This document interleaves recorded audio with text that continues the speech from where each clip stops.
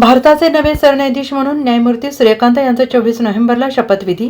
सरन्यायाधीशांच्या शपथविधी सोहळ्याला 7 देशांचे मुख्य न्यायमूर्ती उपस्थित राहणार। भारतीय न्यायव्यवस्था पहिल्यांदाच नवा इतिहास रचणार।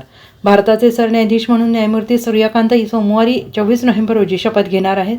राष्ट्रपती भवनात होणाऱ्या शपथविधी समारंभाला ब्राझीलसह 7 देशांचे मुख्य न्यायाधीश आणि सर्वोच्च न्यायालयाचे न्यायमूर्ती उपस्थित राहणार आहेत। भारतीय न्यायव्यवस्थेच्या इतिहासात पहिल्यांदाच एखाद्या सरन्यायाधीशाच्या शपथविधी समारंभाला इतर देशांचे एवढ्या मोठ्या संख्येनं न्यायिक शिष्टमंडळ उपस्थित राहणार आहे। Bhutan, Kenya, Malaysia, Mauritius, Nepal आणि श्रीलंकेचे मुख्य न्यायमूर्ती त्यांच्या कुटुंबियांसह या समारंभाला उपस्थित राहणार आहेत।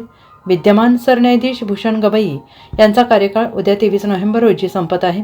पुढील सरन्यायाधीश न्यायमूर्ती सूर्यकांत यांचा 9 फेब्रुवारी 2027 रोजी ते निवृत्त होतील।